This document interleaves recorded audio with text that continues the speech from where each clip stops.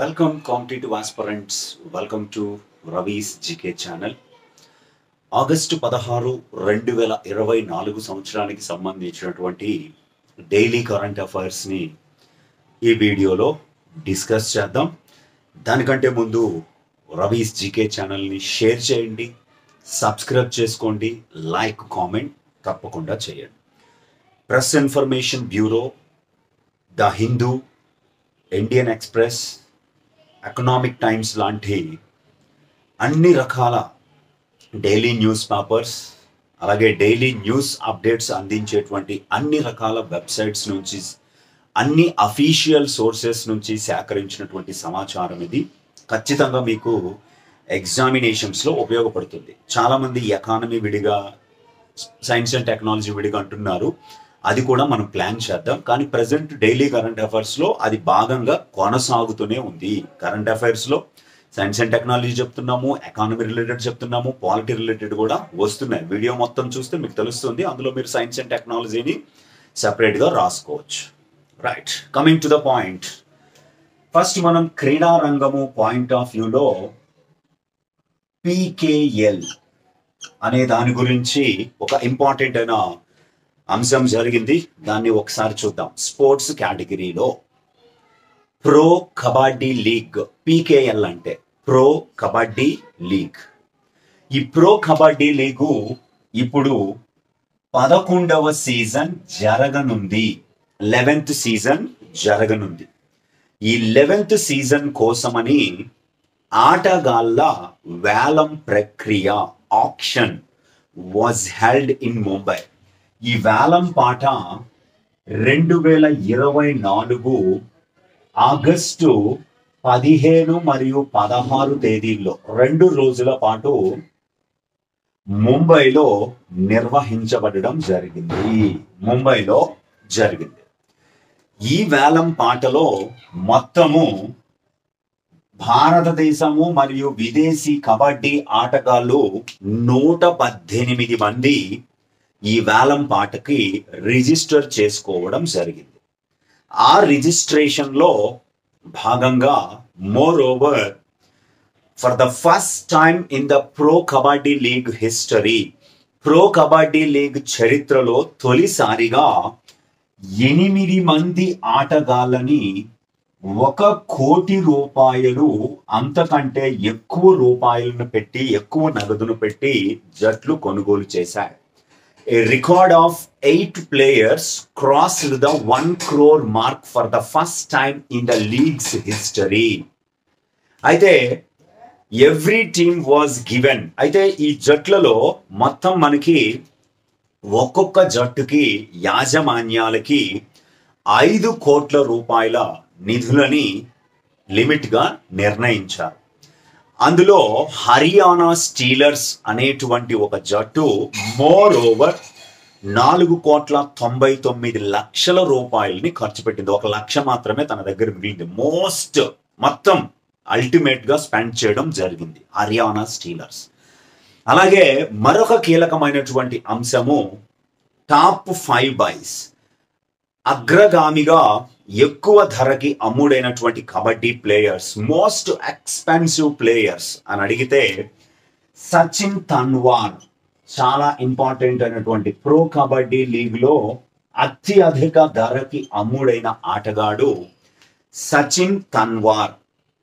ఈయనని తమిళ్ తలైవాస్ అనే జట్టు 2.15 కోట్లకి, 2,15,00,000 రూపాయలకి కొనుగోలు చేసింది. రెండవ వారు మహమ్మద్ రెజా. ఈ మహమ్మద్ రెజాని హర్యానా స్టీలర్స్ అనే జట్టు 2,07,00,000కి కొనుగోలు చేయడం జరిగింది. మూడవ స్థానంలో గుమన్ సింగ్, గుజరాత్ జైంట్స్ జట్టు 1,97,00,000కి కొనుగోలు చేసింది. సచిన్ తన్వార్ మరియు మహమ్మద్ రెజాలు మాత్రమే 2 కోట్ల కంటే ఎక్కువకి అమ్ముడయ్యారు. మిగతా వాళ్ళందరూ 2 కోట్ల లోపు, 1 కోటి రూపాయలకి మధ్యలో ఉన్నారు. నాలుగవ వారు పవన్ కుమార్ షెహరావత్. ఈ పవన్ కుమార్ షెహరావత్ 1,72,00,000కి అమ్ముడవ్వడం జరిగింది. అలాగే 5వ వారు భరత్. అయితే ఈ పవన్ కుమార్ షెహరావత్ ని తెలుగు టైటాన్స్ జట్టు కొనుగోలు చేసింది.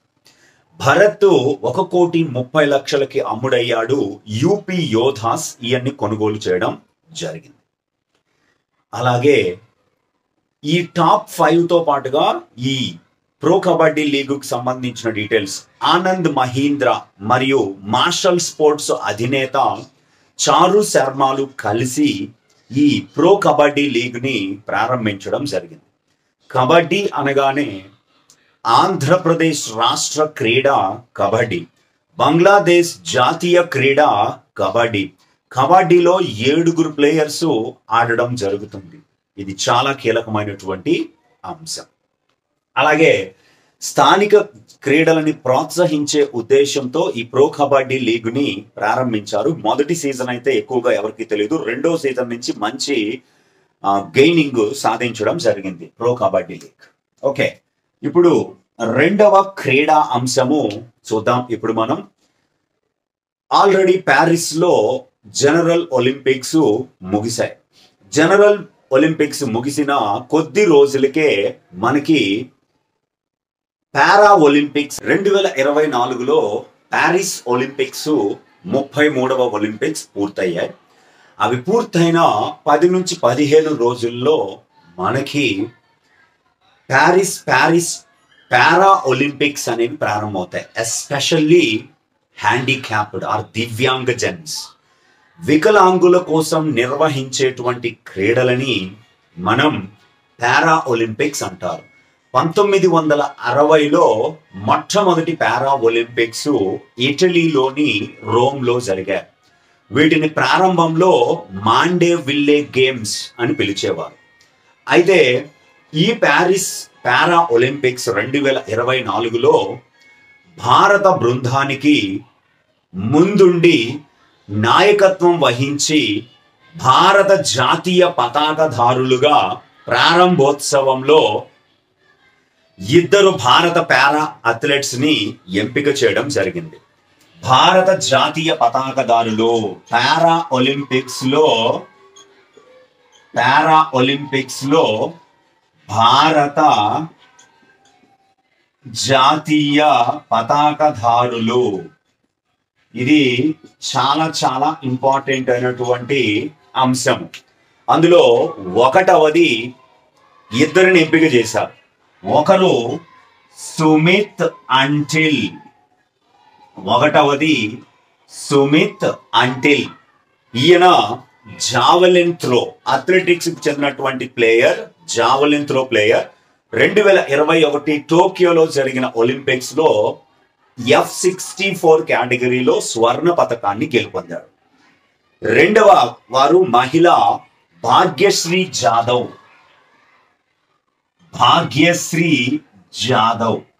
ఈ Bhagyashree Jadhav shot put player, shot putter అయినటువంటి ఈమె F34 కేటగిరీలో 2022 ఆసియా క్రీడల్లో రజత పతకాన్ని గెలుపొందినటువంటి ఆమె. సుమిత్ అంటిల్, భాగ్యశ్రీ జాదవ్ అనే 2 మెన్ అండ్ ఉమెన్ అథ్లెట్స్ జాతీయ పతాకధారులుగా 2024 ప్యారిస్ పారా ఒలింపిక్స్ కి భారత బృందానికి నాయకత్వం వహించనున్నారు ప్రారంభోత్సవంలో. అలాగే క్రీడా రంగానికి సంబంధించినటువంటి మరొక అంశంలో అలెగ్జాండర్ జ్వరేవ్. ఈ అలెగ్జాండర్ జ్వరేవ్ అన్నటువంటి ఈయన జర్మనీ టెన్నిస్ క్రీడాకారుడు. జర్మనీ దేశానికి చెందినటువంటి టెన్నిస్ క్రీడాకారుడు. ఈ జర్మనీ టెన్నిస్ క్రీడాకారుడు he became the first player to earn 50 tour level wins in this season. 2024 సీజన్లో 50 విజయాలు సాధించిన తొలి క్రీడాకారుడుగా టెన్నిస్ లో రికార్డు సృష్టించడం జరిగింది. ఏటీపీ 1000 మాస్టర్స్ అంటారు. ఇలాగా ఏటీపీ మాస్టర్స్ 1000 టోర్నమెంట్స్ అని కొన్ని రకాల టోర్నమెంట్స్, ఏటీపీ 500 మాస్టర్స్ టోర్నమెంట్స్ అని ఉంటాయి. అసోసియేషన్ ఆఫ్ టెన్నిస్ ప్రొఫెషనల్స్ అంటారు ఏటీపీ అంటే. ఈ టోర్నమెంట్ లో భాగంగా అమెరికాలో సిన్సినాటి ఓపెన్ జరిగింది. ఆ సిన్సినాటి ఓపెన్ లో ఆగస్టు 16, 2024న రష్యాకి చెందినటువంటి చాలా ఇంపార్టెంట్ కారెన్ ఖచనోవ్ ని 6-3, 6-2 సెట్ల తేడాతో ఓడించి 50వ విజయాన్ని ఈ సీజన్ లో నమోదు చేసుకున్నాడు.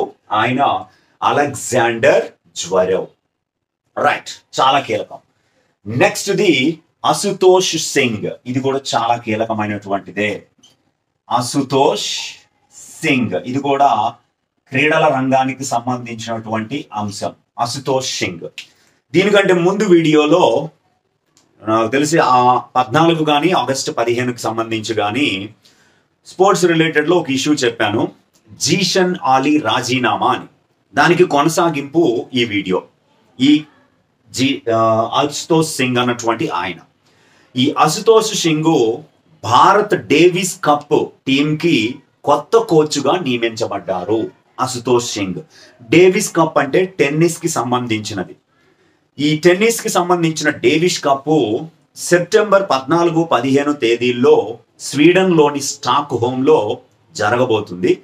తొలిసారిగా స్వీడన్ తోనే భారత్ జట్టు పాల్గొనబోతుంది. జీషన్ ఆలీ రాజీనామా చేసిన తర్వాత all India tennis association Ashutosh Singh ని భారత డేవిస్ కప్ బృందానికి కోచ్గా కొత్తగా నియమించడం జరిగింది. చాలా చాలా ఇంపార్టెంట్ అయినటువంటి అంశం. ఓకే, దీని తర్వాత మరొక కీలకమైన అంశము అంతర్జాతీయ స్థాయి అంశం. ఇది ఇంటర్నేషనల్ ఇష్యూ. ఈ ఇంటర్నేషనల్ ఇష్యూలో పాకిస్తాన్ రిలేటెడ్ అంశాన్ని ఇప్పుడు మనం డిస్కస్ చేద్దాం. నిన్న వీడియోలో మనకు చెప్పడం జరిగింది, అదే కంటిన్యూషన్. ఇప్పుడు ప్రస్తుతము 2022 తర్వాత గత 2 ఏళ్లలో రెండవసారి వరల్డ్ హెల్త్ ఆర్గనైజేషన్, ప్రపంచ ఆరోగ్య సంస్థ ఎంపాక్స్ లేదా మంకీ పాక్స్ గా పిలువబడేటువంటి ఒక వ్యాధిని గ్లోబల్ హెల్త్ ఎమర్జెన్సీగా ప్రకటించడం జరిగింది. ఆ గ్లోబల్ హెల్త్ ఎమర్జెన్సీగా ప్రకటించబడిన ఎంపాక్స్ తొలిసారిగా ఆసియా ఖండంలో పాకిస్తాన్ దేశంలో 3 పేషెంట్లని గుర్తించడం జరిగింది. ఇది చాలా కీలకం. ఆసియా ఖండంలో ఇప్పుడు 2024లో ఆసియా ఖండంలో మొట్టమొదటి ఎంపాక్స్ పేషెంట్స్ ఎక్కడ గుర్తించబడ్డారంటే పాకిస్తాన్లోని ఖైబర్ పఖ్తున్వా అనేటువంటి ప్రావిన్స్ లో, అంటే సుమారుగా ఆఫ్ఘనిస్తాన్ కి సరిహద్దులో, వాయువ్య దిశలో ఉన్నటువంటి ఆఫ్ఘనిస్తాన్ సరిహద్దులో ఉన్న ప్రాంతంలో 3 ఎంపాక్స్ పేషెంట్స్ ని గుర్తించడం జరిగింది. దీంతో ఎయిర్పోర్ట్స్ లో మరిన్ని ఎక్కువ చెకింగ్స్ ని చేయడం జరుగుతుంది పాకిస్తాన్ దేశం. ఇందులో 2 పేషెంట్స్ యునైటెడ్ అరబ్ ఎమిరేట్స్ నుంచి పాకిస్తాన్కి వచ్చారు. ఇంకొకరు శాంపుల్స్ వెళ్ళినాయి, అది కన్ఫర్మ్ కావాల్సి ఉంది. అయితే దీంతో పాటుగా ఆసియాలో చైనా దేశము ఇక నుంచి అంటే ఆగస్టు 16, 2024 నుంచి మరొక 6 నెలల పాటు విమానాశ్రయాల ద్వారా వచ్చే మనుషులు గాని వస్తువులను గాని మొత్తం స్క్రీనింగ్ చేసిన తరువాతే పంపించాలి అని నిర్ణయించడం జరిగింది. యూరోపియన్ యూనియన్ కూడా ఇమీడియట్ గా ఇలాంటి నిర్ణయాన్నే ఆగస్టు 16, 2024 తీసుకోవడం జరిగింది. ఎందుకంటే ఆఫ్రికా బయట తొలి ఎంపాక్స్ కేసు స్వీడన్ దేశంలో నమోదైంది. ఇది చాలా కీలకం. ఆఫ్రికా దేశం కాకుండా మొదటి ఎంపాక్స్ కేసు లేదా మొదటి ఎంపాక్స్ పేషెంట్ ఏ దేశంలో కనుగొనబడ్డాడంటే స్వీడన్ అనే దేశంలో ఆగస్టు 15, 2024న బయటపడడం జరిగింది. ఆగస్టు 16 పాకిస్తాన్ లో. కాబట్టి ఇది చాలా కీలకమైనటువంటి ఇష్యూ. ఓకే, నెక్స్ట్ రెండవ ఇంటర్నేషనల్ కరెంట్ అఫైర్ ని ఒకటి చూస్తే, ఇండియా మరియు సిరియా, భారతదేశము మరియు సిరియా అనేటువంటి ఒక దేశాన్ని ఒక్కసారి మనం అంతర్జాతీయ పరంగా డిస్కస్ చేద్దాం. ఆగస్టు 16, 2024న భారతదేశము తన మానవతా సహాయం క్రింద, హ్యుమానిటేరియన్ అసిస్టెన్స్ క్రింద సిరియా దేశానికి 1400 కేజీల యాంటీ క్యాన్సర్ డ్రగ్స్ ని పంపించడం జరిగింది. యాంటీ క్యాన్సర్ డ్రగ్స్ అంటే క్యాన్సర్ మందులు, క్యాన్సర్ నిర్మూలన మందులు 1400 కేజీల కన్సైన్మెంట్ ని ఆగస్టు 16, 2024 సిరియా దేశానికి పంపించడం జరిగింది. ఎందుకంటే భారతదేశం సిరియాతో చారిత్రాత్మకమైనటువంటి, వాణిజ్యపరమైనటువంటి, అన్ని రకాలైనటువంటి సంబంధాలని కలిగి ఉంది.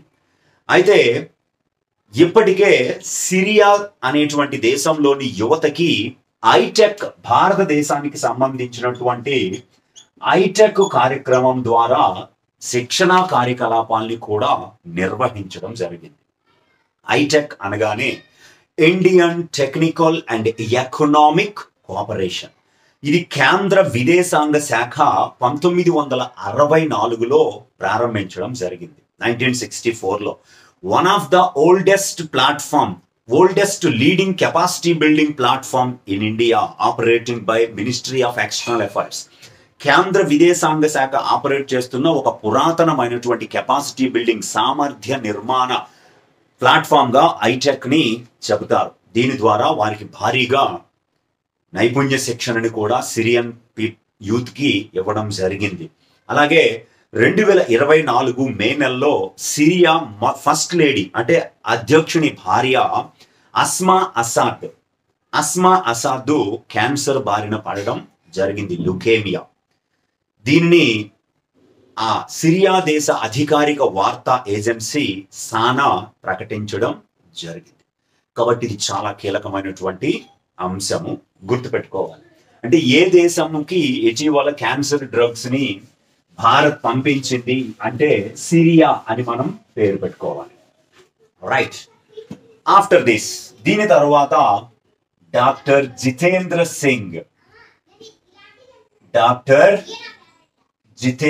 సింగ్ ప్రస్తుత science and technology, ministry of earth sciences, రకరకాలు అటవీ, అన్ని రకాలైనటువంటి శాఖ మంత్రిగా జితేంద్ర సింగ్ వ్యవహరిస్తున్నారు. కేంద్ర సైన్స్ అండ్ టెక్నాలజీ శాఖ మంత్రి. ఈయన August 16, 2024 distinguished mentor of the year అవార్డుని పొందడం జరిగింది. Distinguished mentor of the year అవార్డుని పొందడం జరిగింది. Distinguished mentor of the year award.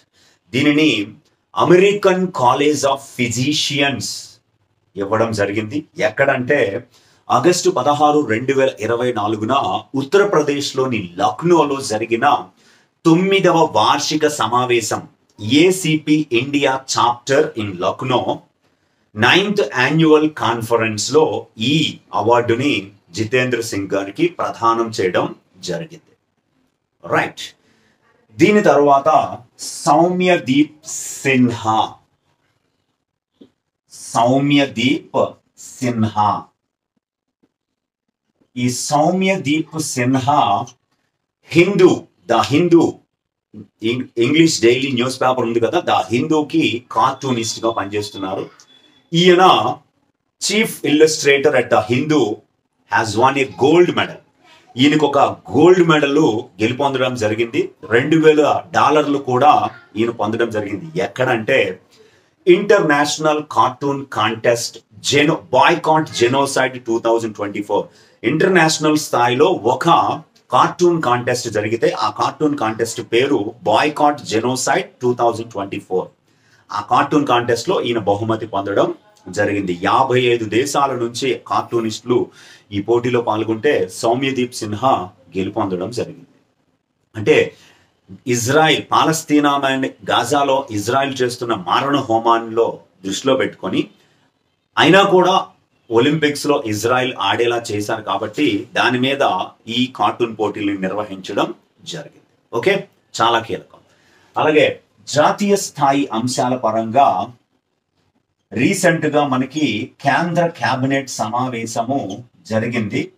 ఆ కేంద్ర కేబినెట్ సమావేశాల్లో కొన్ని నిర్ణయాలు తీసుకోవడం జరిగింది. ఆగస్టు 16, 2024 ప్రధానమంత్రి నరేంద్ర మోదీ అధ్యక్షతన జరిగిన కేంద్ర కేబినెట్ సమావేశాల్లో తీసుకున్న నిర్ణయాలు ఒక్కసారి చూస్తే, ఈ కేంద్ర కేబినెట్ సమావేశము 3 మెట్రో రైళ్లుకి సంబంధించి అనుమతుల్ని మంజూరు చేయడం జరిగింది.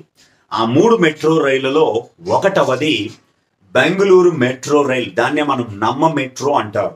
ఆ బెంగళూరు మెట్రో రైలు దశ 3 లేదా ఫేజ్ 3ని 15,611 కోట్ల రూపాయల ఎస్టిమేటెడ్ కాస్ట్తో ఆమోదించడం జరిగింది. Bengaluru metro phase 3. రెండవది థానే ఇంటిగ్రల్ రింగ్ మెట్రో, మహారాష్ట్రలో థానేలో ఉన్నటువంటి మెట్రో 12,200 కోట్ల రూపాయల ఎస్టిమేటెడ్ కాస్ట్తో దాన్ని ఆమోదించారు. అలాగే ఎక్స్టెన్షన్ ఆఫ్ పూణే మెట్రో, మహారాష్ట్రలోని పూణే మెట్రోని విస్తరణకు 2,954.5 కోట్ల రూపాయలతో దానికి ఆమోదం తెలిపారు. అలాగే మరొక 2 సివిల్ ఎన్క్లేవ్స్ ని కూడా, కొత్త సివిల్ ఎన్క్లేవ్స్ ని కూడా ఆమోదం తెలపడం జరిగింది.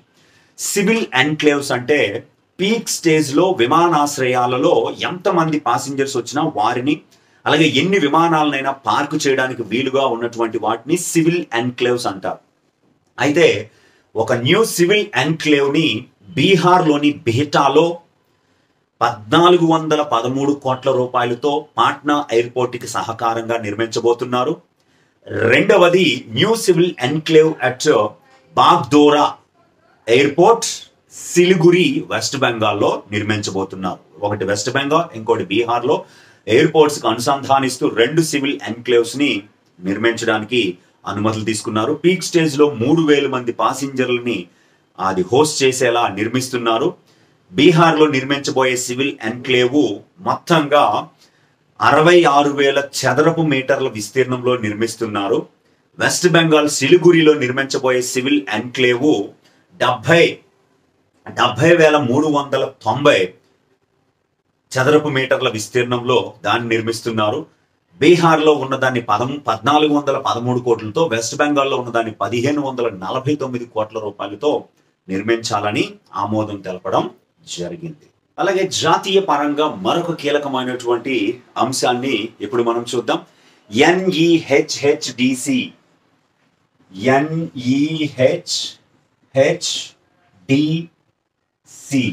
చాలా కీలకమైనటువంటి జాతీయ అంశం ఇది. The north eastern handicrafts, NE అంటే north eastern, north eastern handicrafts and handlooms, handicrafts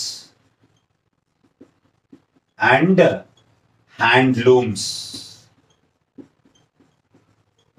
corporation, handlooms development corporation అంటారు. హ్యాండ్లూమ్స్ డెవలప్మెంట్ కార్పొరేషన్ ఇది ఒక అద్భుతమైనటువంటి సంస్థ.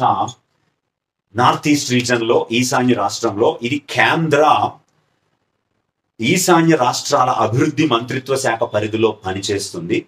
ఈ సంస్థ ద్వారా జర్మనీ నుంచి ఇది ప్రతిష్టాత్మకమైనటువంటి ఓకోటెక్స్ సర్టిఫికేట్ పొందడం జరిగింది. ఈ సర్టిఫికేట్ మాత్రం చాలా ఇంపార్టెంట్. OEKOTEX ఓకోటెక్స్ సర్టిఫికేషన్ ని పొందడం జరిగింది. దేనికోసం అంటే ఈ NEHHDC ద్వారా అందించబడుతున్న ఇరి సిల్క్ కోసం. ఇరి, ERISILK, ఇరి సిల్క్ అని అంటారు. ఈ ఇరి సిల్క్ కి ఈ ఓకోటెక్స్ సర్టిఫికేట్ ఆగస్టు 15, 2024 జర్మనీ నుంచి పొందడం జరిగింది. ఈ ఇరి సిల్క్ అనేది ప్రపంచంలో ఉన్న ఒకే ఒక వేగన్ సిల్క్, అంటే ఎలాంటి జంతువులు మరణించకుండా, శాకాహార సిల్క్ అనుకోండి, వేగన్ సిల్క్ అంటే పట్టు, వేగన్ పట్టు, శాకాహార పట్టు ప్రపంచంలోని. ఎందుకంటే ఈ పట్టు తయారు చేయడానికి, ఇరి పట్టు తయారు చేయడానికి లోపల ఉన్నటువంటి పట్టు పురుగు మరణించదు, చనిపోదు. కొకోన్ ఈజ్ నాట్ కిల్డ్, అది బయటకు వచ్చేస్తుంది, అవసరమైతే మరలా వాడుకోవచ్చు దాన్ని. ఆ రకంగా తయారయ్యే సిల్క్ కాబట్టి ఈ ఇరి సిల్క్ కి అంత ప్రత్యేకత ఉంది. అందుకే దీనికి ఇది ఒకోటెక్స్ సర్టిఫికేట్ జర్మనీ నుంచి ఆ స్వాతంత్ర దినోత్సవం నాడు లభించింది. ఈ ఒకోటెక్స్ సర్టిఫికేషన్ అనేది ఒక కఠినమైన ప్రమాణం. అసలు దేనితో తయారు చేస్తున్నారు వస్త్రాలని, అవి ఎకో ఫ్రెండ్లీగా ఉన్నాయా లేదా, హార్మ్ఫుల్ సబ్స్టెన్సెస్ ఏమైనా అందులో కలిపారా అనే వాటిని అన్నింటినీ పరిగణలోకి తీసుకొని ఈ సర్టిఫికేట్ ఇస్తారు. ముఖ్యంగా ఈ ఇరి సిల్క్ అనేది అస్సాం రాష్ట్రానికి చెందినటువంటిది. దీనికి జిఐ ట్యాగ్ కూడా ఉంది, భౌగోళిక గుర్తింపు కూడా ఈ ఇరి సిల్క్ పొందడం జరిగింది. ఇది చాలా చాలా చాలా కీలకమైనటువంటి అంశం. అలాగే దీని తర్వాత మరొక ఇంపార్టెంట్ అయినటువంటి అంశము కృషి డిఎస్ఎస్ ప్రారంభం, లాంచ్డ్. కృషి డిఎస్ఎస్ చాలా చాలా ఇంపార్టెంట్, అది కూడా కృషి డిఎస్ఎస్ ప్రారంభం. ఏమిటి ఈ కృషి డిఎస్ఎస్ అనేది ఒకసారి చూస్తే, కేంద్ర వ్యవసాయ మరియు రైతు సంక్షేమ మంత్రిత్వ శాఖ ఆగస్టు 16, 2024న కృషి డెసిషన్ సపోర్ట్ సిస్టమ్ అంటారు, నిర్ణయాలు సహకార వ్యవస్థ, డెసిషన్ సపోర్ట్ సిస్టమ్ ని ప్రారంభించడం జరిగింది ఆగస్టు 16న. ఇది రియల్ టైమ్ డేటా డ్రైవన్, ఎప్పటికప్పుడు రైతులకి అన్ని రకాల సమాచారాన్ని అందించడం కోసం ఉపయోగించబడుతుంది. వెదర్ ప్యాటర్న్స్, వాతావరణంలో వచ్చే మార్పులు, సాయిల్ కండిషన్స్, నేల యొక్క స్వభావము, క్రాప్ హెల్త్, పంట యొక్క ఆరోగ్య స్థితి, క్రాప్ యాకరేజ్, ఎన్ని ఎకరాల్లో పంట పండించాలి, ఎన్ని ఎకరాల్లో ఈ పంట ఉంది అనేది, and advisers with all stakeholders, అన్ని రకాల సలహాల్ని అందించేలాగా ఫార్మర్స్, ఎక్స్పర్ట్స్, పాలసీ మేకర్స్ అందరి సహకారంతో ఈ డేటాని రైతులకి అందించడం జరుగుతుంది. అయితే ఈ ప్లాట్ఫామ్ అనేది డెసిషన్ సపోర్టింగ్ సిస్టమ్ లేదా డెసిషన్ సపోర్ట్ సిస్టమ్ కృషి అనేది images, weather information, satellite images ద్వారా వెదర్ ఇన్ఫర్మేషన్ కూడా అందించడం జరుగుతుంది.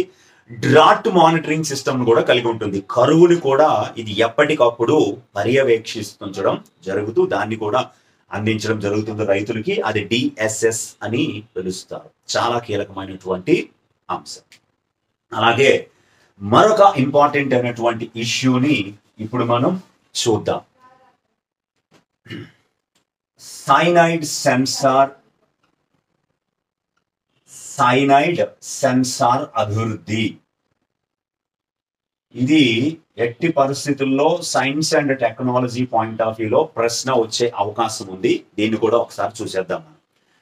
భారతదేశంలో కేరళలో ఉన్నటువంటి సెంట్రల్ యూనివర్సిటీ ఆఫ్ కేరళ, దీన్ని ఎవరు అభివృద్ధి చేశారంటే కేరళ సెంట్రల్ యూనివర్సిటీ లేదా సెంట్రల్ విశ్వవిద్యాలయంలో పరిశోధకులు ఈ సైనైడ్ సెన్సార్ ని అభివృద్ధి చేయడం జరిగింది. చాలా చాలా important. A research team at the Central University of Kerala has achieved a significant breakthrough in chemical sensing by developing highly sensitive and selective cyanide sensor. వాటర్లో కానీ తినే ఆహార పదార్థాలలో కానీ అతి తక్కువ స్థాయిలో సెనైడ్ ఉంటే లేదా సైనైడ్ ఉంటే దాన్ని ఈజీగా గుర్తించేలా ఒక సెన్సార్ని అభివృద్ధి చేశారు. ఈ టీంకి డాక్టర్ రవికుమార్ కనపర్తి నాయకత్వం వహించారు. డ్రింకింగ్ వాటర్లో కానీ ఫుడ్ ప్రోడక్ట్స్లో కానీ వీటి స్థాయిల్ని గుర్తించడం జరుగుతుంది. సెనైడ్ అనేది ఒక శక్తివంతమైన విష పదార్థం, పొటెంట్ టాక్సిన్. ఇది రకరకాలైనటువంటి మొక్కలలోను పండ్లలోను సూక్ష్మ జీవుల్లో కూడా ఉంటుంది, కాకపోతే నిర్ణీత స్థాయిలో ఉంటుంది. అయితే WHO వరల్డ్ హెల్త్ ఆర్గనైజేషన్ అనేది ఒక స్ట్రిక్ట్ గైడ్ లైన్స్ ను కూడా ప్రొవైడ్ చేసింది సెనైడ్ విషయంలో. మనం తాగే నీటిలో 1 లీటర్కి 0.19 మిల్లీగ్రామ్స్ పర్ లీటర్ సెనైడ్ మాత్రమే ఉండాలి. అంతకు మించితే అది ప్రమాదకరము, ప్రాణాంతకము. అది మనుషులకే కాదు జంతువులకి కూడా ప్రాణాంతకం అని WHO స్ట్రిక్ట్ గైడ్ లైన్స్ ని రిలీజ్ చేయడం జరిగింది. దీనిని ఒక రీసెర్చ్ పేపర్ గా విడుదల చేశారు. ఆ రీసెర్చ్ పేపర్ టైటిల్ ఏమిటంటే a highly sensitive colorimetric and fluorometric sensor for the detection of cyanide అని దీన్ని పిలుస్తారు, దీని రీసెర్చ్ పేపర్. రైట్, కాబట్టి ఇది చాలా కీలకం. ఇటీవల సెన్సార్ని, సైనైడ్ ని గుర్తించే సెన్సార్ని ఈ క్రింది సంస్థ అభివృద్ధి చేసిందని క్వశ్చన్ అడిగితే సెంట్రల్ యూనివర్సిటీ ఆఫ్ కేరళ. మరొక జాతీయ స్థాయి అంశము భవిష్య పోర్టల్ అంటారు. ఇది చాలా కీలకమే, ఇది కూడా చాలా ముఖ్యమైనటువంటిది. Bhavishya it is a unique innovative centralised pension processing software. అంటే కేంద్ర మంత్రిత్వ శాఖ, కేంద్ర ప్రభుత్వ శాఖల్లో పనిచేస్తున్న ఉద్యోగులు, డిపార్ట్మెంట్లో పనిచేస్తున్న ఉద్యోగులు రిటైర్ అయిన తర్వాత వారికి పెన్షన్ని మంజూరు చేయాలి. ఆ పెన్షన్ మంజూరు కోసము ఒక కేంద్రీకృతమైనటువంటి పెన్షన్ ప్రాసెసింగ్ సాఫ్ట్వేర్ని కేంద్ర ప్రభుత్వం తీసుకొచ్చింది. దాని పేరే భవిష్య సాఫ్ట్వేర్. అయితే ఇది పెన్షన్ని ఆలస్యం చేయకుండా నివారిస్తుంది. క్లరికల్ ఎర్రర్స్ అంటే క్లర్క్స్ మనుషులు ఎవరైనా ఉంటే వారు తప్పిదాలు చేస్తారు, అలాంటి తప్పిదాలు కూడా లేకుండా రూపాయి పైసలతో సహా లెక్క పెట్టి ఇస్తుంది. ప్రాసెసింగ్ ద పెన్షన్ కేసెస్ ఎలాంటి అవాంతరాలు లేకుండా, ఫైనాన్షియల్ లాస్ లేకుండా, హెరాస్మెంట్ పెన్షనర్స్ మీద లేకుండా సులభంగా పెన్షన్ని డిస్బర్స్ చేయడం కోసం కేంద్ర ప్రభుత్వ ఉద్యోగుల కోసం, కేంద్ర ప్రభుత్వ శాఖలలో డిపార్ట్మెంట్లలో పనిచేసే ఉద్యోగులు రిటైర్ అయిన వారికి ఉద్దేశించబడిన ఒక అద్భుతమైనటువంటి సాఫ్ట్వేర్. 1/1/2017 జనవరి 1, 2017 నుంచి ఇది అందరికీ తప్పనిసరి చేయడం జరిగింది. అయితే ఇప్పటి వరకు ఆగస్టు 14, 2024 వరకు కేంద్రంలో 99 కేంద్ర మంత్రిత్వ శాఖలు లేదా డిపార్ట్మెంటులు, 1020 ఆఫీసులు, 8320 DDOలు, డ్రాయింగ్ అండ్ డిస్బర్స్మెంట్ ఆఫీసర్స్ అంటారు DDOలు, 2,50,845 పెన్షన్లని ఈ సాఫ్ట్వేర్ ద్వారా రిలీజ్ చేయడం జరిగింది. 2,50,845 PPOs were released or was granted, have been issued. PPOs, pension payment orders. అయితే ఈ భవిష్య NESDA అని అంటారు. NESDA అంటే national e governance service delivery assessment. 2021లో భవిష్య సాఫ్ట్వేరు 3వ అత్యున్నత ర్యాంకుని పొందడం జరిగింది. 3rd బెస్ట్ ర్యాంక్డ్ కంపెనీగా లేదా సాఫ్ట్వేర్గా ఇది ఈ గవర్నెన్స్ ప్లాట్ఫామ్లో 3వ ర్యాంకుని పొందడం జరిగింది. దీనిని తీసుకొచ్చింది ఎవరంటే department of pensions and pensioners welfare, DOPPW. దీన్ని తీసుకురావడం జరిగింది. రైట్, దీని తర్వాత మరొక కీలకమైనటువంటి అంశము, దీని గురించి మనకి భవిష్యత్తు గురించి ప్రెస్ ఇన్ఫర్మేషన్ బ్యూరోలో ఆర్టికల్ రాయడం జరిగింది. ఫిగిటల్ బ్రాంచ్,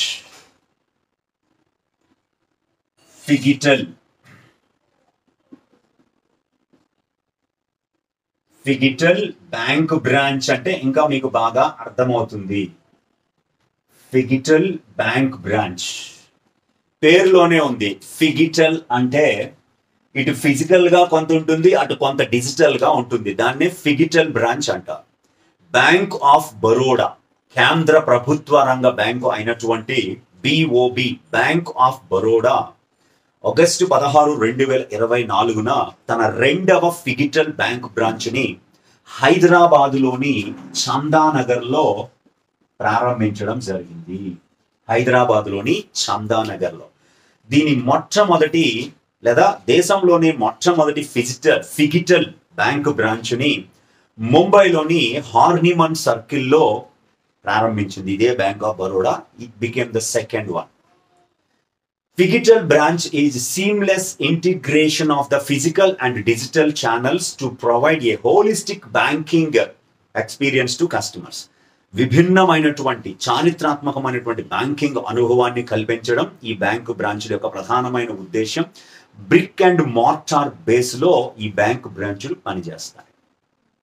రైట్, ఇది చాలా కీలకం. దీని తర్వాత సలి సుకుమారన్ నాయర్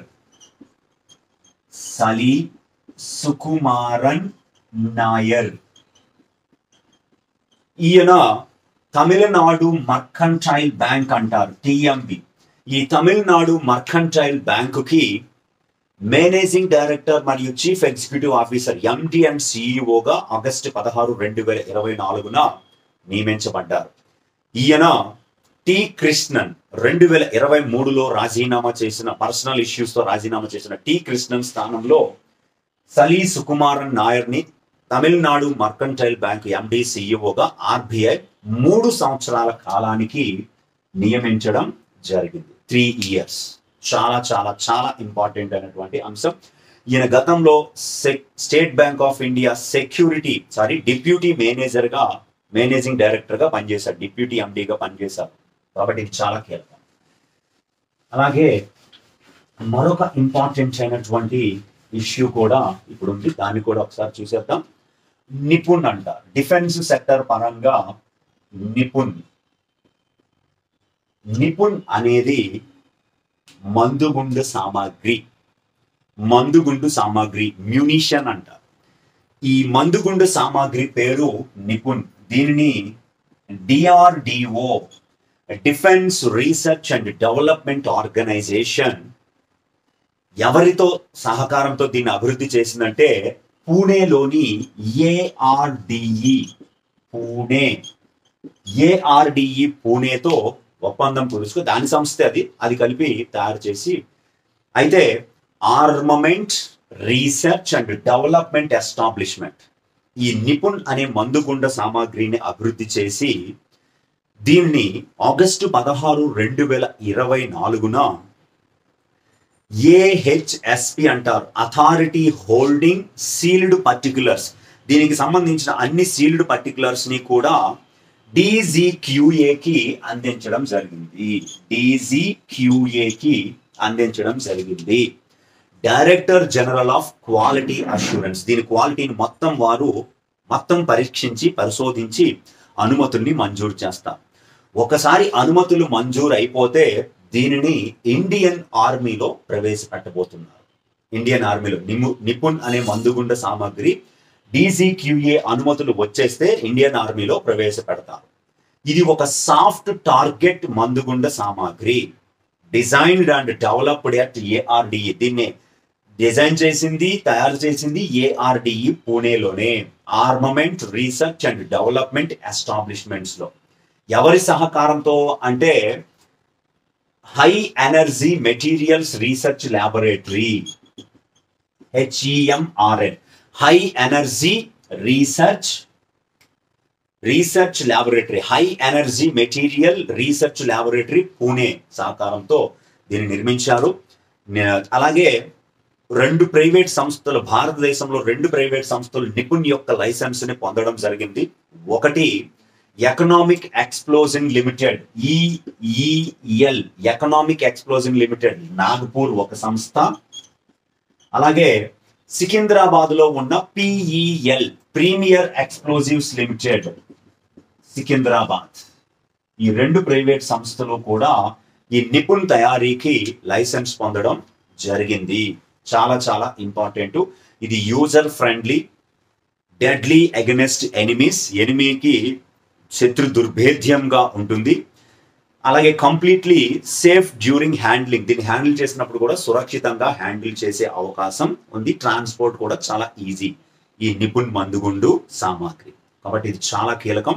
అలాగే ఈ ఆగస్టు 16కు సంబంధించి మరొక 2 ఇంపార్టెంట్ ఉన్నాయి, దాన్ని వేరువేరుగా వీడియోలు చేద్దాం. అది ఎస్ఎస్ఎల్వి D3 రాకెట్ ప్రయోగం ఒకటి, 70వ జాతీయ చలనచిత్ర అవార్డులు ఒకటి, 2 సెపరేట్ గా వేరువేరు వీడియోలు చేద్దాం.